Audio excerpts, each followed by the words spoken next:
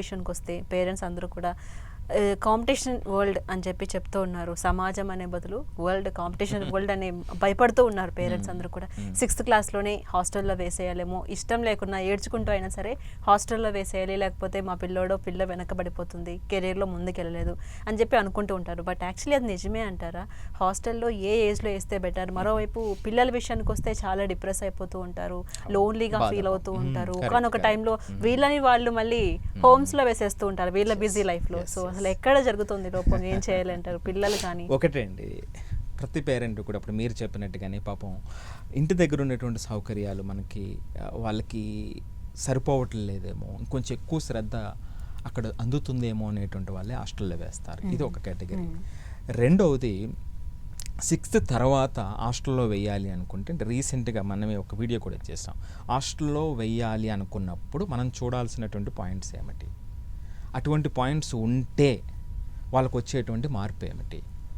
కొంతమంది ఉంటారండి నవోదయ స్కూల్లో అనుకుంటా, డివి సుబ్బారావు గారని తెలుగు ఆయన ఆర్బీఐ గవర్నర్ చేశారు. ఆయన ఒక ఇంటర్వ్యూలో చెప్తారు, ఆ హాస్టల్లో ఆ టీచర్, ఆ ప్రిన్సిపాల్ పెట్టినటువంటి ఆ సిస్టము ఎంత మార్పు తీసుకొచ్చింది ఆయనలో అనేటువంటిది. సో అద్భుతమైనటువంటి హాస్టల్స్ ఉంటే, మనం లాస్ట్ వీడియోలో చెప్పినట్టుగా అటువంటి హాస్టల్స్ ఉంటే ఖచ్చితంగా వాళ్ళ యొక్క డిసిప్లిన్ కానివ్వండి, సెల్ఫ్ రెగ్యులేషన్ కానివ్వండి, ఫ్లెక్సిబిలిటీ కానివ్వండి, అడాప్టబిలిటీ కానివ్వండి, సోషల్ అవేర్నెస్ కానివ్వండి, ఇవన్నీ పెరుగుతాయండి. కానీ క్వశ్చన్ మార్క్ ఏమిటంటే, ఈ రోజున అలాంటి హాస్టల్స్ ఎక్కడున్నాయంటే భూతద్దం వేసి వెతకాల్సినటువంటి పరిస్థితి. కొన్ని ఉన్నాయి, నేను లేవని అన్నట్లు, కొన్ని ఉన్నాయి. సో భూతద్దం వేసి వెతకవలసినటువంటి పరిస్థితి.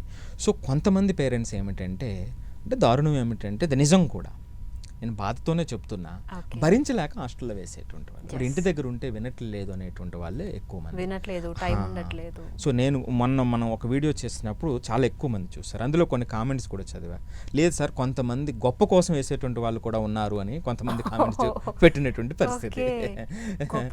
గొప్ప కోసం వేసేటువంటి వాళ్ళు కూడా ఉన్నారు అని కొంతమంది కామెంట్ పెట్టారు. సో ఏదేమైనప్పటికీ కూడా ఏంటంటే, అలా భరించలేక వేసేటువంటి సందర్భంలో ఏమవుతుందంటే అండి, వాళ్ళ కోసం చెప్తున్నాను నేను. ఒక మనందరికీ తెలిసినటువంటి ఒక సామెత, పిల్లి పాలు తాగుతూ కళ్ళు మూసుకుంటుంది అని. ఇది కూడా ఎగ్జాక్ట్లీ అంతేనండి. మన పిల్లలు మన ముందు లేకపోవటంతో వాళ్ళు ఏదో చదువుతున్నారు అని అనుకోవటం అన్నమాట. అదొక భ్రమ మాత్రమే.